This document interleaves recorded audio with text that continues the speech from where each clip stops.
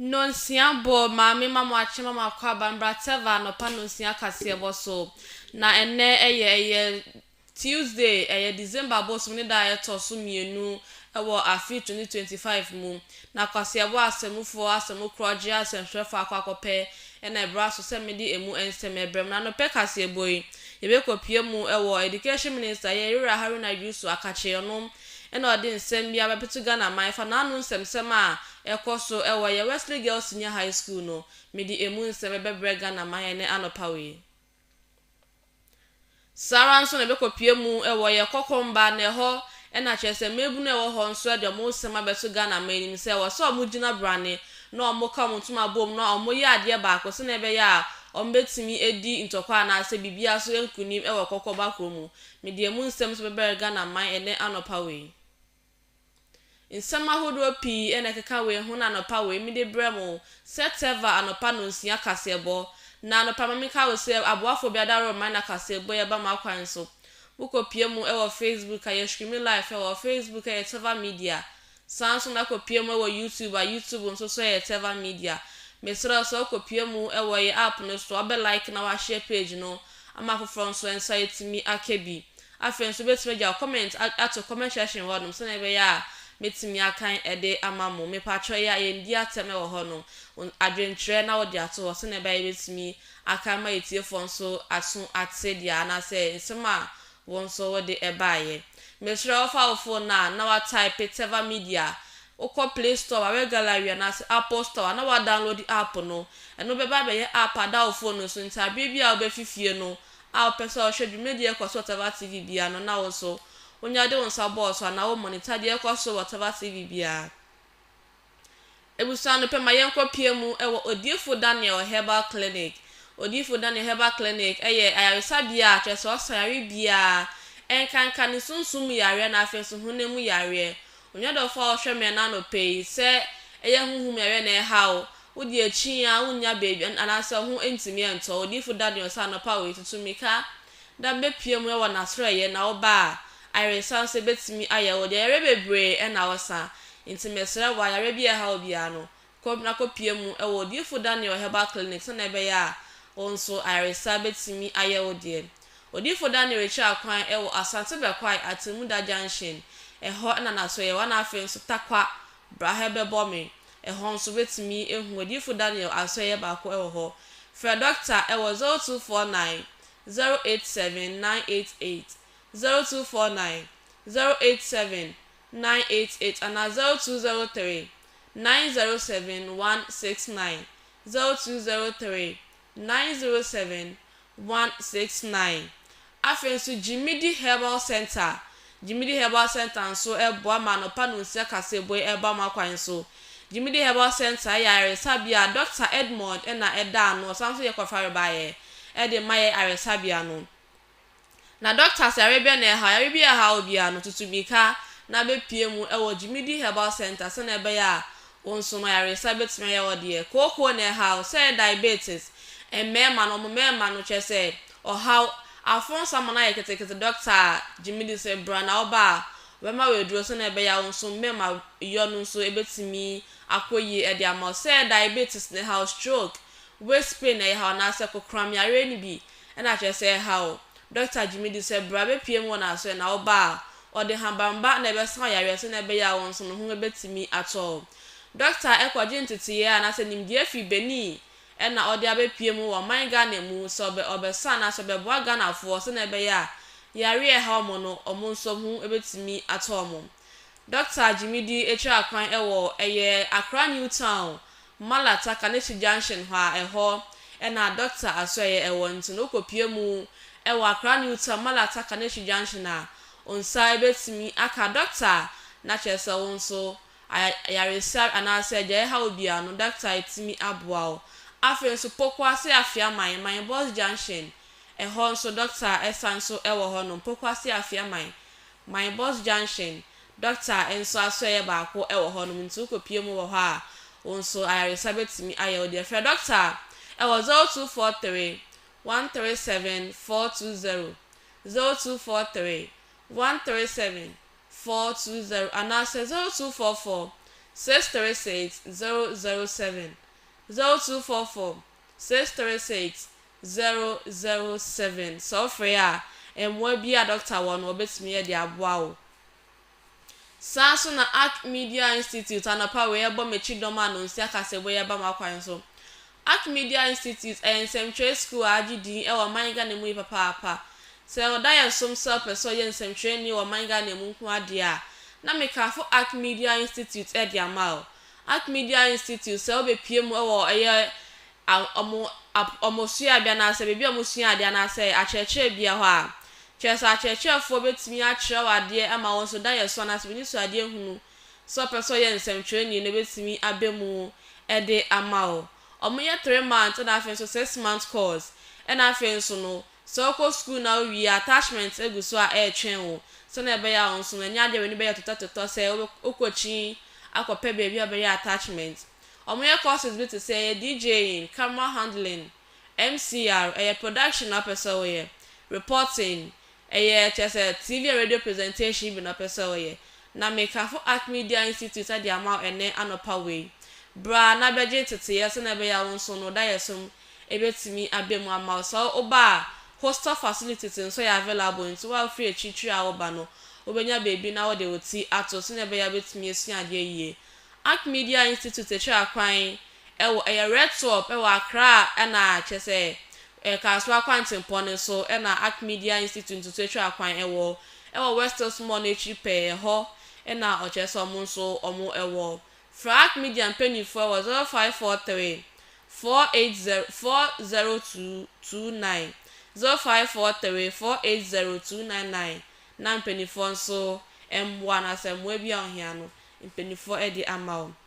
Sanso na Arc City Prayer Camp anopai omo ebo mechi doma no nsi akase boye ba makwan so.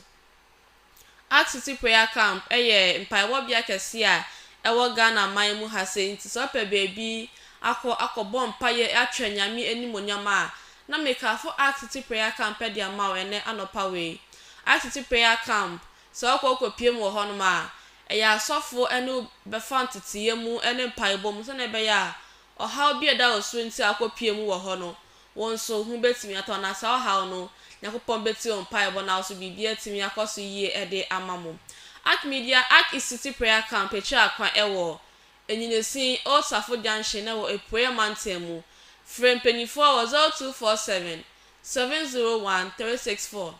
0247 701 364 na 0249 171 187 0249 171 187. Na ibusia for meka o se na Anopa we Tevah television te si an ye wo new frequency no eso into ye best rate ye for na hwefo nyina se mo re scan decoder no mo fa to auto scan and as a blind scan so na be ya new frequency na Tevah TV etimi akoso no benye bi na wa hwe. New parameters frequency na my beba eye 12264 12264 and after so civil rate no eye 27500 27500. So scanning numbers ne wi a polarization e beba na ye letter H horizontal and na chese wo de ebeto na so wenya Tevah TV station foforo yakoso no bi ahwe na station foforo na no aye Tevah TV Tevah TV foforo na eno ana yasan akoso na eno no enquiries na say dia yakoso tete ano eso ye fe papa pa nti be so tie fo na hwefo say won so very scanning decoder na won so wetimi enya new channel ni bi na wa hwe ohia won bi efrim penifo ho afa 0555 134824 0555 134824 ewusu afa na power edwumakoi na ebo mechi doma a chesa no pa no si akase ebo ya ba makwan so aboafo na dot papa paye aboafo na dot nyame hwe om nyina so moboa ma no pa no si akase ebo nso e ba makwan so midin ohema ba adwowa osika mena no pa ikase ebo mede emu ensemebre mama metwa me usima mbra na afedi nsem no mu ntremu no mefa emesom Ghana etiefo.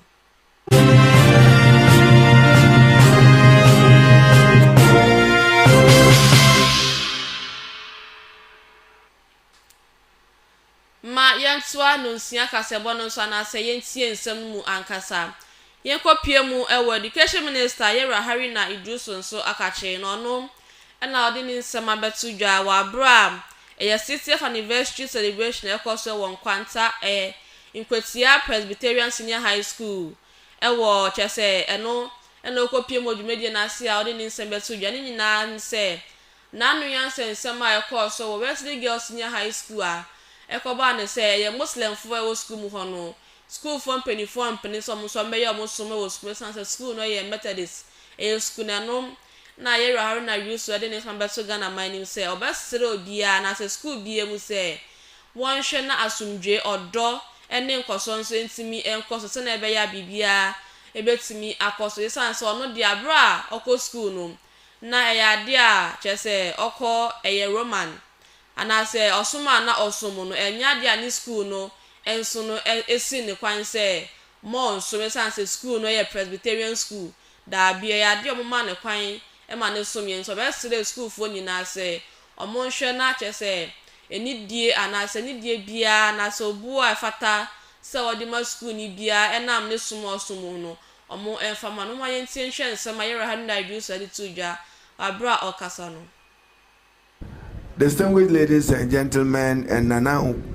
Nkwatia Hine, there is a raging debate in Ghana today on rights and religious practices in our various educational institutions. Let me use this opportunity to appeal to the leadership of the Church of Ghana and the leadership of the Muslim leadership of Ghana that let us preserve the unity, the peace, the religious coexistence and religious tolerance of our country. Ghana remains a beacon of inspiration when it comes to religious coexistence.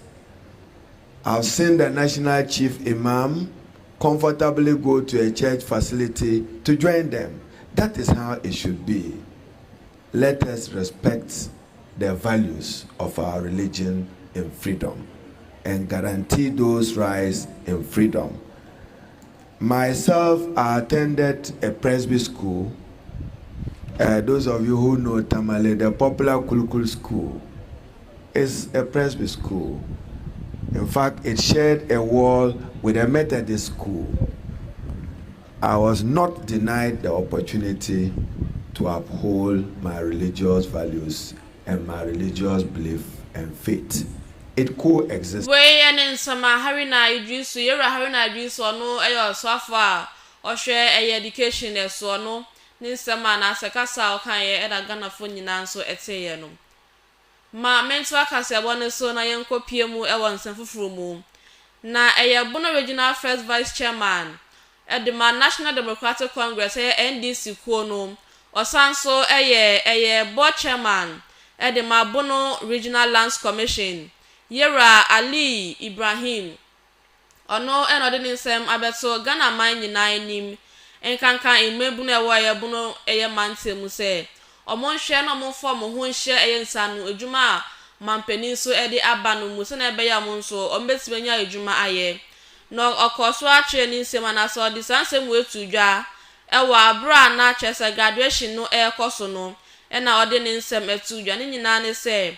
mampeni eyade odwune Ghana mebunu no hu ye papa na opese eyade a obi anso etimenya adwuma aye nti no besere emebunu ne so mo fo mo ho enhye craftsmanship mehye adwuma anasensa na adwuma mampeni ade abanese na ebe ya omonso no ombetimi enya dache papa na so ombetimi nya bibi ede abo omobra na bra graduation ekoso Ghana National Tailors Dressmakers Association ewo doma hinkro graduation ekoso no na Mr. Ali nsode ni nsem we tu dwa na enu echi no ode abasobode abo school fa na so mo amosua insana adwuma ni bi omo epom wana so mo yi omo ho efi adwuma mu no ebo mo so odamasa na so ma yade papa yeso mo nso mampeni ede adwuma yi bae no mo de mo ho ahyemu se omo nso no omo esua enede omo ewie into asre emebo kanka emmema no so mo fo mo nhyeme sansa graduation na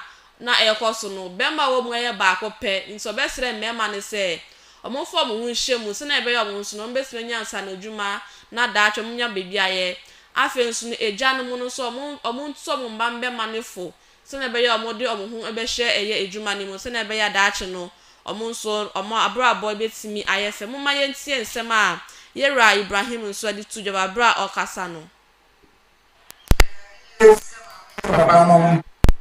etinya boyiti don ama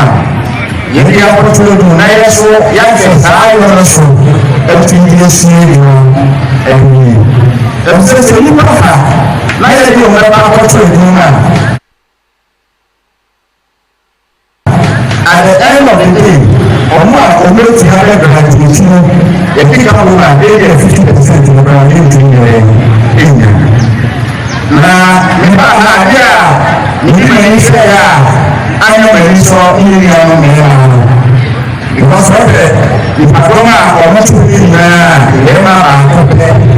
na ya ja o ti si na apo ni ya me ko ma so ba e wo ko na kwa ko the best e ma ni ya say ya ma me say no am e si na ho e say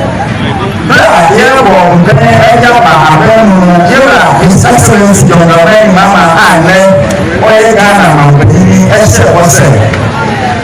You better say, Mana, said you, or Monia,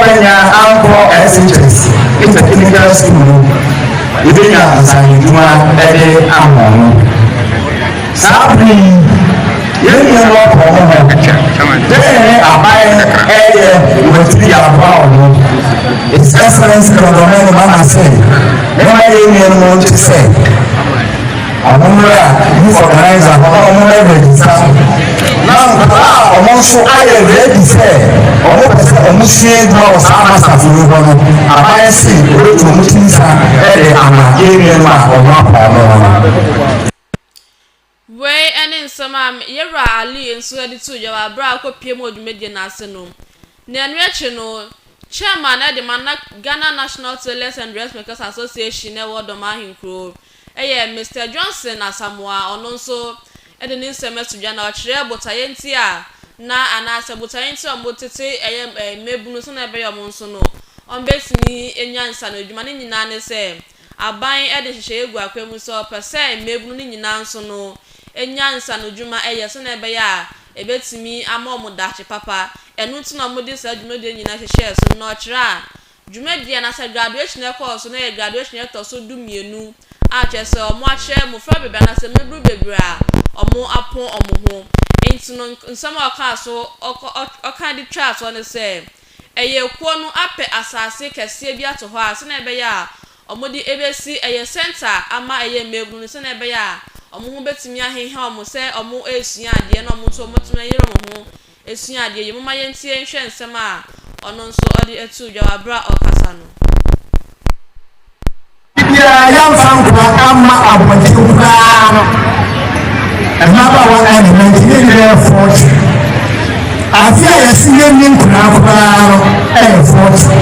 afi wa 60 70 80 the 85 bra ayi program hada na what you give say e ku etiti emaba wa element so wo me sheguma na ye ni shegi no ye nyan ko ado ena so aga ina mo se abena penya so ile ye we sopa kumasi engra ana ye ni shegi no aba to na ni se ya ọmọ ya sase kakra na yẹn fẹ́ sí ẹ̀dẹ̀fẹ́ bá ẹ̀kẹ́tìmí sẹ́ńtà na yẹn fẹ́ ní abẹ́fò fún abẹ́ ṣẹ́gbẹ́ ihu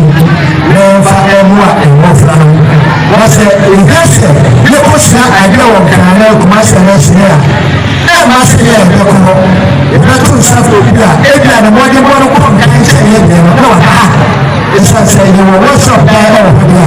ní bàbá ẹ̀ bẹ̀ bọ́ yẹ. we ene nsama yera Johnson enso ede tu dwa wo dwumedio no ase ewusama yen free nsam we so na yenkopie mu nsam fufuro mu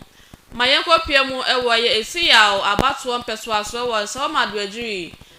mansini mu ne ho na chesare wo sema ayekoso wo ho ni nyina ne se school fo a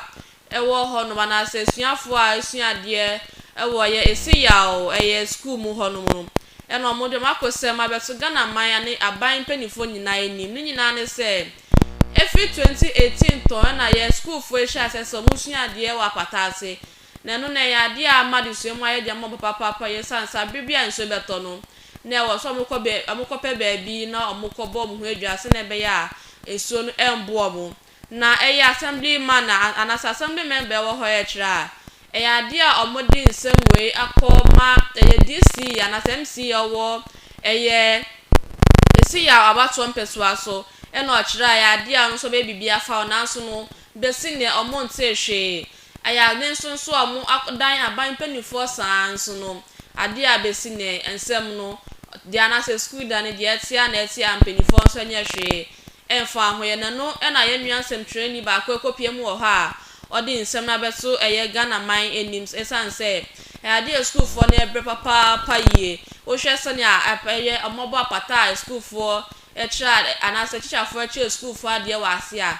ade arewe papa na wo kira KG blocks pe na chese omo no omutumi etna class ayesuade na every class 1 akosi JHS 3 no ade omo nyina esuade wa patase a eno no ade aye papa na assembly member na kira kane no na Pentecost asafo no impenifo de hyegu akwem mom baby nso etna ye tena be school for no besuade na nso no anya de a echeye anchedia na chese omo sanso chese di efiri omo nsem ya impenifo na asana na no impenifo nso mom baby ekobo pata wo ha mpepem no ka se school for no eguso a esuade ewo ye pata na se a omo sra aban ni impenifo so mbe ye omo na omo ensi school dan informal school for no no mo so etimi esuade na omo nya dache papa sanse mo fra no eni Ghana next future na se next generation no nti ebesre aban eni impenifo so nkwankoye omo mo ase na ebe ya omo so no ombetimi esuade na omo nya dache papa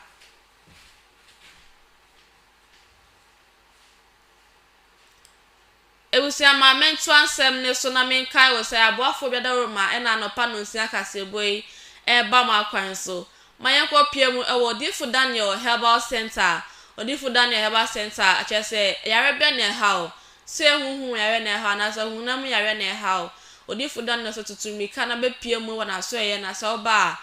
chese ayaresa nsi betimi ayewo de yare bi hawo bi a wechi acha wonya no eduro no koko piemu ewo difu Daniel Herbal Clinic na ko piemu wo ha ayaresa nsi betimi ayewo de se huhum yare ne ha se hunam yare ne ha nko ade a na me sra so be ko piemu ewo odifu Daniel Herbal Clinic se na ebe ya ayaresa betimi ewo de ne twa kwan ewo asante be kwai Atemuda Junction eho ana odifu Daniel asoye ewo ana afen so takwa brahebebo me eho nso no odifu Daniel asoye ewo ho so ko piemu wo ho no ma ayaresa betimi ayewo de fre doctor ewo 0249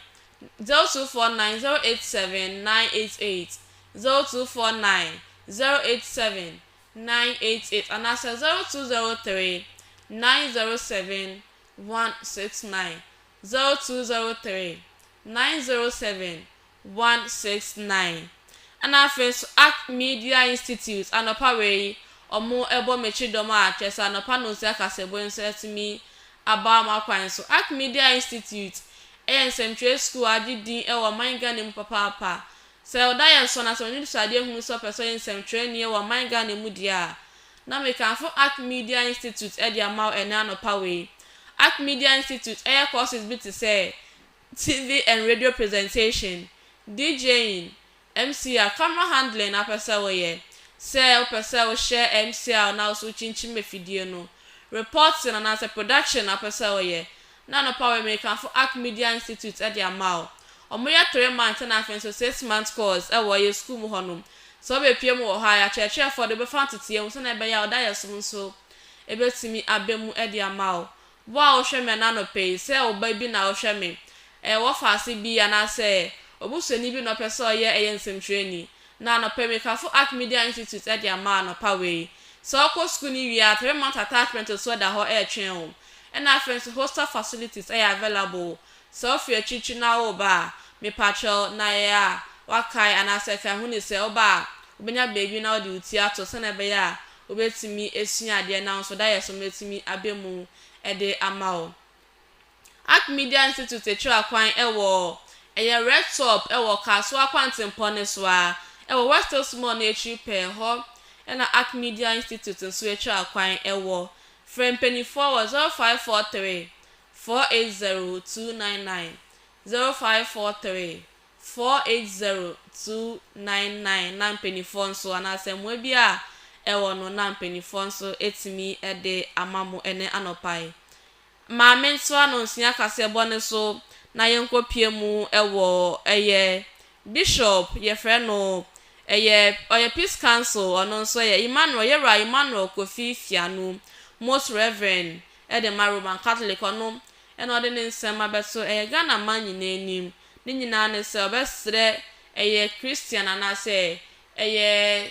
Christian churches no se omo ebehwe na asumdwe nso etimi aba omontam nyina ye nsem aisi ye enche bia wo ye Wesley Girls senior high school se eye school na Methodist school ni nso no school penifo empene se nkemofo nso ebeye oboso na so ebesome wo school mu ho na no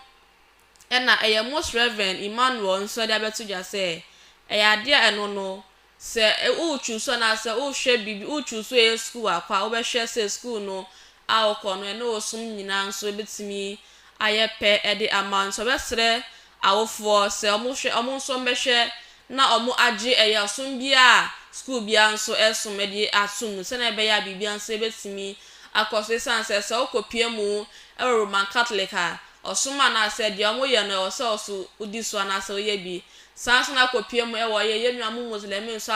asafuni mu a esuma na nso na se de omo ye no ose sanso na oye ntino so omo so makopie mu ewo ye Christian churches na ewo so omo hwe na hye se mra bia ewo ehonom no omo edi so se na ebe ya bibia nso betimi akoso mu ma ye hwe nsem a odi to dwa bra okasa no.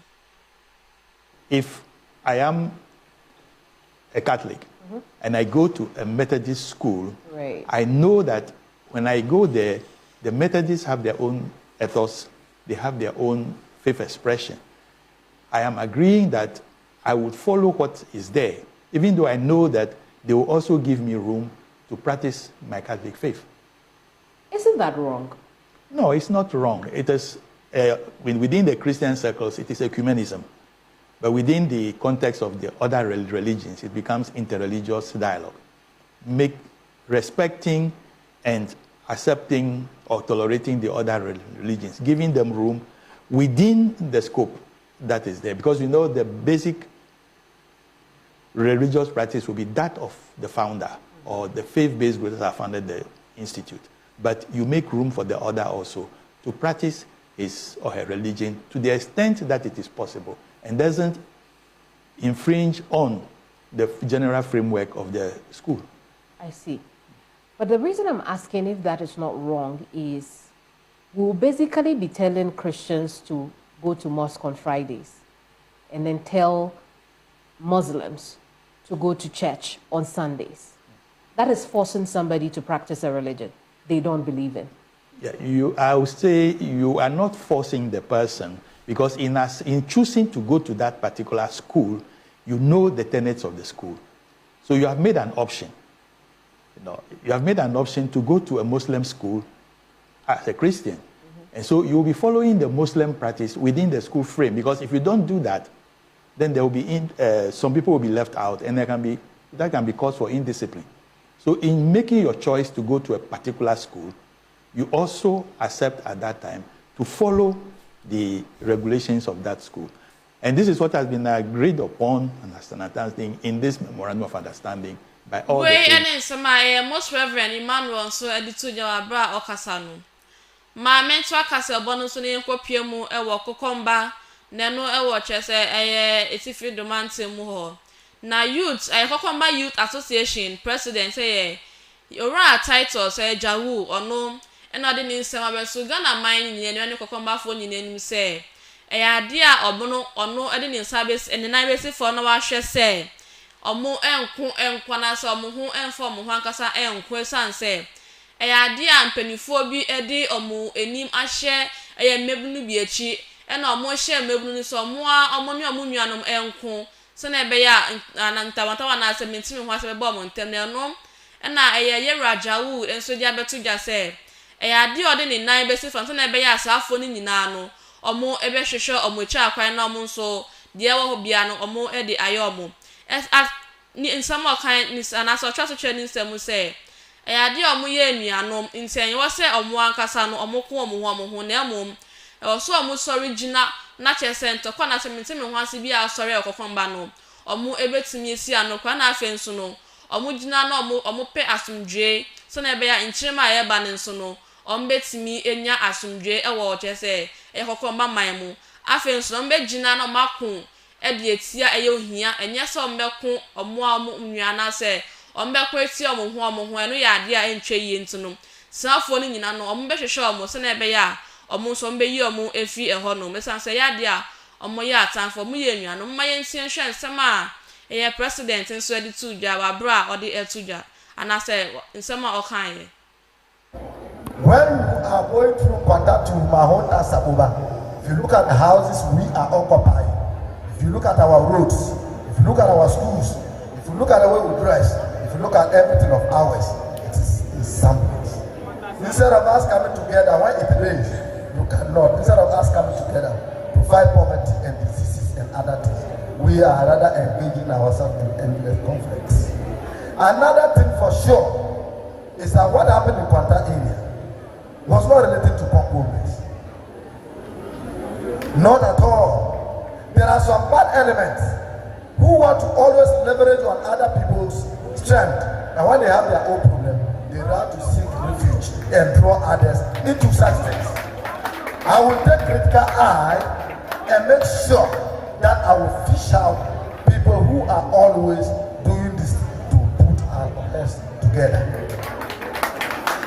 I am working on this seriously, and I know what I'm talking. And I've even reported so many people to the security. We have no interest in fighting with any other person. I am again want to pray with you that my son, my senior brother, and others will be coming to Kwanta. As I started here, we now have what we call North-Eastern Corridor Youth Association Coalition, which I am the acting chairman. My senior brother is on the platform, starting here to Boku, Upper West and Upper East. We have identified that we have to come to Kwanta because it is a place that all of us are looking for food to eat. We'll come and beg our father, and when we have the permission, we'll come there and tell one another the truth. If you are a Kokomba and you are doing the wrong thing, we must tell you that you are doing the wrong thing. If you are Nachode, if you are Chala, if you are Kotokoli or whoever, we should not shy away from that. If we begin to bring this cultural element that guide our ancestors to always speak the truth, I don't think we'll be having what we are having today. I want to stress this point. Please and please, let's try to identify people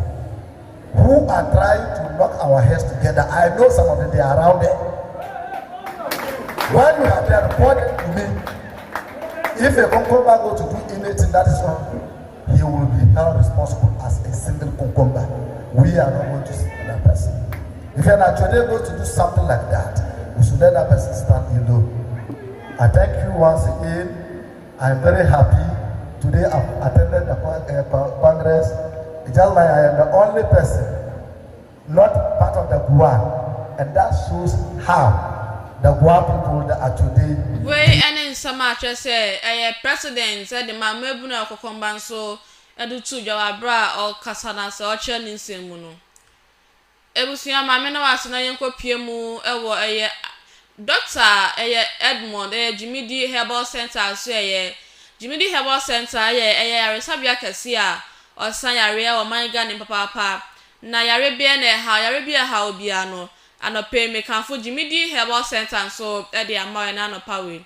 say koko na how and I said diabetes na how white TB na how stroke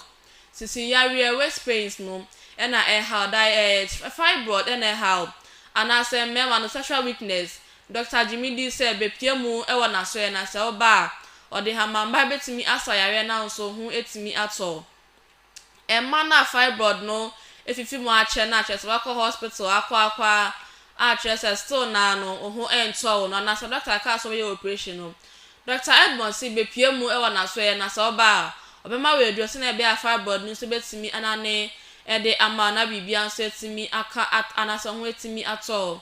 na Dr. Jimidi ekopie mu e wo bani ekoje ntete e wo honum ana wasan abaga na ha se sentete ye anase nimje wakwa akwaje free bani no ode ebe boa se na be aga na fo nso ho ebe to mo anase arabi ha aga na fo no obetimi aboa na omo nso omo ho ato mo Dr. Jimina na se Dr. Edmond asoye ewo Accra New Town ewo Malata Kaneshi Johnson ho na obetimi ehun Dr. Edmond na se Jimidi Herbal Center asoye no nso ewo honom afen nso pokwase afiaman my boss junction ho Dr. Jimidi enso asoye ba ko ewo honom intebefre ana se besire tiefo nyina se yare bi ha obia audi chinchin saa ho entumi ento no kopie mu ewo Jimidi Herbal Center na Dr. Edward nso betimi asa yare so na be ya yare bi house anaso ha bi ha no ho ebetimi ato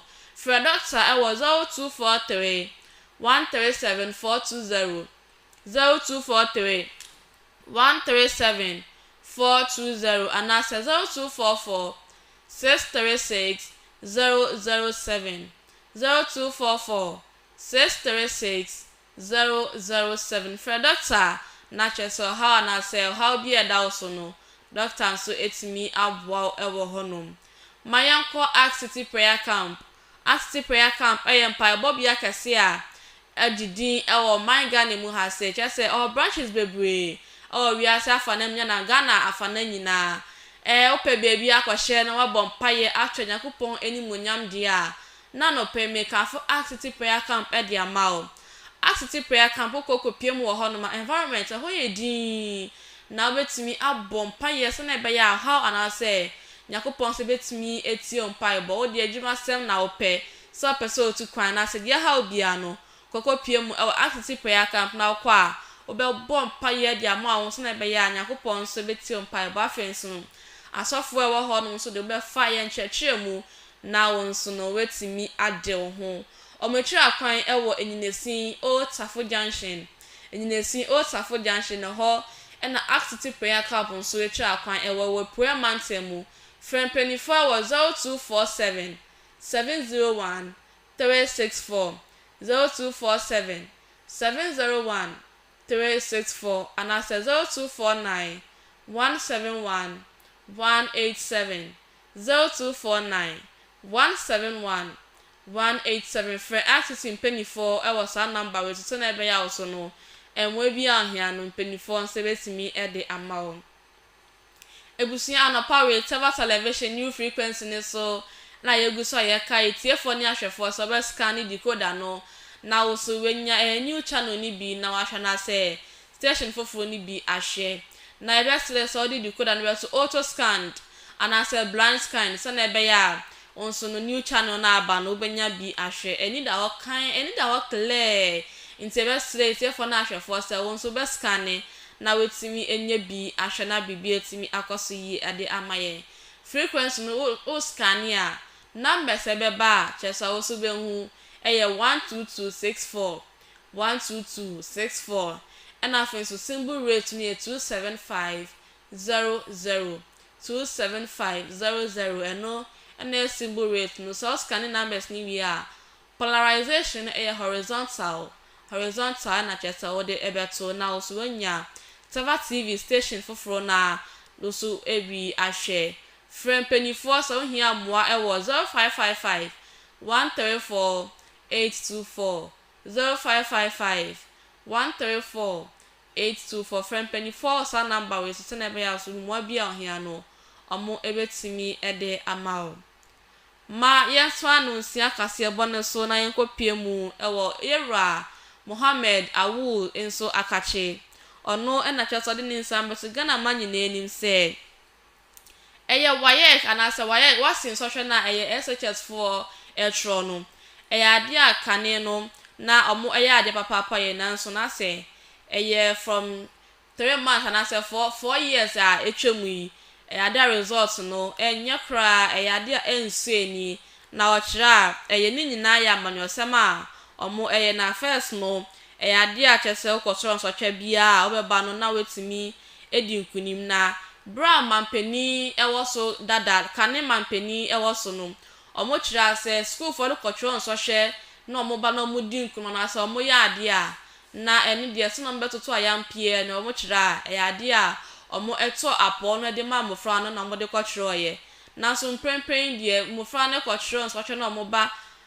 no chese omo anya ade a ne no so kasa bebre na no na yera Muhammad nso de abeso edwa se ade a eno no ni nyina akwakoya manyosama enam so a omo enhwe anasa omo enjoy education system ne ho moma yentie enhwe ensama a ode to jawabra okasa no. When you check, if today the national average is around 48%, even if some schools had performed better, had 100% and so, this has been happening even when they were performing. And you had schools that are dropping the national average also down. And these are the things that I told you that we had to invest in so that we'll be able to achieve what we have achieved. My brother MP is saying that we shouldn't politicize it. But you see, the problem with we politicians is that when we are in government, we don't want education to be politicized. When we are in opposition, then we overly politicize education. See, in 2023, after the students passed, President Mahama is reported, and there is a video to it, to have said that the students, school children, were allowed to cheat in the exams.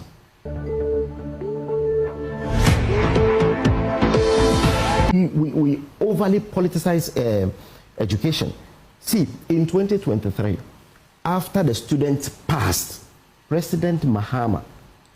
is reported. Wait, and sama yera Muhammad nso editu yawabra oche ni nsemu no.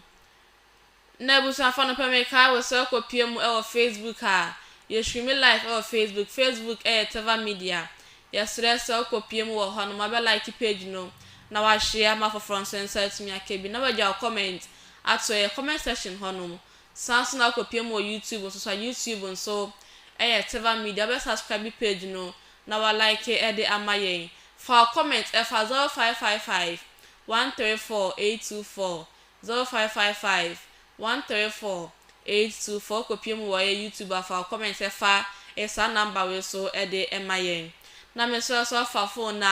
na uko App Store anasa wa gallery anasa Apple Store obe download Tevah media app no na no abeda phone so ufifie kwa na person hwe de ekoso Tevah TV a enu ane so do cyber app no so na de ekoso bia no wonso wetimi enye bi ahwe na se live program bia no wenye bi ahwe na bibia nso etimi akoso ye de ama obi bia ma mento akase bo ne so na yenkopie mu ewo anwea so sahwi anwea so ne ho na chese afahye course na nananom mpanifo de amamre egu kwan mu na sumankwa hene owo sahwi anwea so ono nso de ne nsem abeso dwa ne nyina ne se se anase wo se omu anase yedi enidie ema traditional religion no so na ebe ya bibia nso betimi akoso na kane no anase tete no ade ana chese abosomsem no ewo ho yi papa na ade no nso no etimi eboa ema oman no nso etimi ekoso na sese no esan Christian anase sorry abantu no sese ano ama yembu traditional na se abosomsem no ento besre Ghana man no bia se sene ayedi ni die ema Christosum no sanso ena ose ni die nso enko maye na nanom abosom no sene be abibia nso betimi akoso na enyima ejedu otoso ebie ono no yesumankwa hene ewo se hwanwa so de ne nsem etudwa abro ne nsentwefo nso etwetwe nkomo no mumma yentie hwe nsem a ode tudwa abro ne nsentwefo twetwe nkomo no Chefo teme, kasa fia me aso, ma na nyifi. Na me yesu ma ba na wo, oji akwa nyifi, aya na ma ni. Na na jumati aye die. Aye tete. Ade ya fasha. Ye bi akete be nu, ko si na ye bi. Na de aye so kura. Ne ho ho ebre ya ba. Bi dia fo. Na be fo. na ma tẹ̀lé ya free mi ho bebre e wo ha tẹ̀lé gbede ayé so kokra e ṣase be o se ba kwa be so ko no so ya na ne da academy da asa e ko ni ene na oja ho ko jare sio o ma me pa so na ti ko sio se ko ya ye ne tuntum ade na awrade so yanko na nanom afade ni ko asoni aso ewura ho na ka bi ewura ho mafa ene oji aho na se ka ko ka bi ewura bi ya ko ka mo pa ye tsa na ma ko sai ne sadie ni ka ko ma ne fai ma so ma ne fai kama afa wi ene oji aho ko jare mamre kan so de so no bi ne jare ye anko ko bren so mi ne jare ye jare wi ma ahemfu ahemfu no na bakwa ko ni na di so ko ma na ase isma kwa no ko ma na ase ame sesa ye honde ni fita de fra oje ho isma kwa ko sura bi ama eswa no o pakam mamre kan so na ba bi ene sama nana enyima jedu otoso ebie so e de tu ya no kasa wi etue no ena nana anase konfo bafo jewu enso de ni nsem etuja na sa isem nyina kopie e wo abrobudi eluo afahye no ena sa isem nyina so etuja na konfo ekopie mu wo ho ede sanso ekosra omanhene owo sehwi anya so oje ahoho ya oje otoso ebie ono ena omanhene ewo ye sehwi anya so ena chese nananom mpanifo ena konfo ekopie mu ewo ho sanzo ekosra no konfo bafo jewu enso ede ninsem etudwa ne nyina ne se sesia no ade a Ghana man nyina nso ede omadwe nyina akodi Kristo sumechi na omu eja abosomsem ewo ho no na ade no nso kane no na abosomsem no etimi eboa ma oman Ghana ekosopa na afin so ade a abosomsem no nso no omutumi bo mpaye efenyankopon nsanya ade omunso omutumi esori etia nyankopa na se Bible no enseno nso nsema odi tudwa no eno no mama yentie nhwe nsema ono nso odi etudwa amamre we na enya nyamesum firi mu ye ka nyamesum a nyamesum ne se adi ebuo be ma abofo nyame bom ma asase so a wo ye nipa da sani na wo mu asase a wo nsum nyame wo ye nipa da sani na wo hye nyama basabasa na mframa sey a wo sey nyame abode ububu nua basabasa wo sey nyame abode sabe mpraduasa wo ye galamse ni urutu nsuo basabasa wo sey nyame abode ebise onyankopon de saa ahonhom no eboa yen sa embeboa yen anu ti na kan tete na motia wo koyem ene awu ti se motia be fa akra bi da ebise koye ni nyina asai yesu nyina asai etina ka ya amamna ne ye ni yi a na ka abofo nyame de omo bewurawura nsuom enuam asase ase na omo tutumi etima obo ya ho ban momme ahwe eye amia so krom a tete no na nko obra na opie obisa ma me fo penfo ebra okrom a anko obra timi pia na do be ma 20 gram onama na do so ebonana tese me de ewusu na wo so kenkran no nam kuro no obokuro no ban asedu ba bi no yesi amama ye mfa etinya de paabo ende no gisese hiri baba eti ama ahyon ko bra so atrase o hwede kuro no be ye enu nti ne enwo kire ye tete na amamna we na ho dada na emom ne duru ba bi no asore baaye no ombu ni sa eyebonsam evil na enye evil enei na nanom oti ase achiri ma eba so oti ase hu se esan kofa bragoro no tete aduane ani adi ni aya ne ma yie ama asetena koba sahwima mu a ede nkoso na animunyam na beba eti amamre we na ho firi tete na edu ba bi na akofo enei de na na ma sa fa bio eti mi gidi se ebeto mmire bi no ye tete amamre eni abosomso no abasa aba ababoa Ghana na konfo ba fo nso ede tudwa wa bra afahye no ekoso no nso ade ni nsem etudwa no na ebusafo mamenjina nsem we so na Anopa no nsia Kasea bo Tevah television no mefa ni nyina embra na ewie na Anopa Kasea bo no emu nsem ye kopie mu ewo yera education minister akache yera Haruna Yusu akache no ode ni nsem betu Ghana man nyina nim so osre school fo nyina na school mpanifo nyina so mo hwe na asumdwe ene bia akoye nso entimi enkoso omontem na chese omo emma school ni bia na so soma school ni bia esom no ono nso omo ma ne kwan na ontumi ensum se na be ya bibia so betimi akoso ye eno no medi enmu enchemu so ebre Ghana man sanso ena ye most reverend Emmanuel enso de nsem ebetu dwa se ewo se chese osum anase osum bia ekoso wo school na anase school ni bia osum a osum no se okopie mu ewo school fufuru mu a osum a mosum no wonso no obetimi edi so na bibia so etimi akoso pepepe no nso medi nchemu ebre Ghana man ma minjina nsem we so na no nsia kase bon me fa ne nyina embra na wieye anopei aboafo no edos papa ye captain Adabuga anopei production ono na oye ma me sanso na kehwe enso edemi 2 TV ne so a o chinchim efidie no from my MCR honomo production from afa no pa we da mu nyina ase samusumo boaye ma no pa no nsia kase bo enso etimi ebaaye aboafo nyina ye da mu nyina ase doctor Odifo Daniel Herbal Clinic anopa we medam ase se no sia kase bo no moboaye makase bo no so etimi ebaaye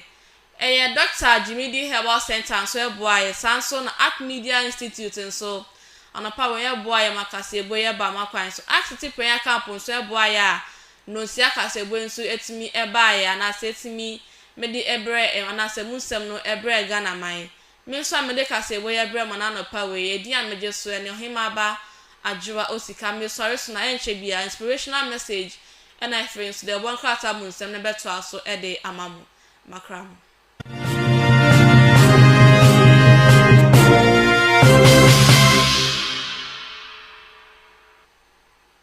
Mpempe bia mi gine eye Jimidi Herbal Center Dr. Edmond Kofari baye na oda sa ayare say ano to bibia o hwe me enede na me kire se ayare bia ha obia no me kanfo Jimidi Herbal Center de amount prempia me no say Dr. Efi Beni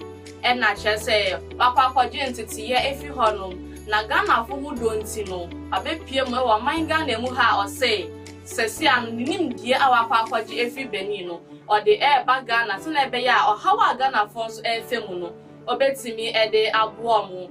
ebusianse na medi kankaye no yare bia Dr. Esa no ebi ni chese epilepsy chese wa epilepsy no obepie mu doctor so ya obetimi asa yare se na be ya epilepsy ne kwa enya dia ebebe bi barrenness o yo ba wakwa ware ache awodi awo chese unwo bi na wekuma afuei enso numu na chese ade che na ade se na ada petwe na doctor say brother oba awo obe wo chese we manpower so oba doctor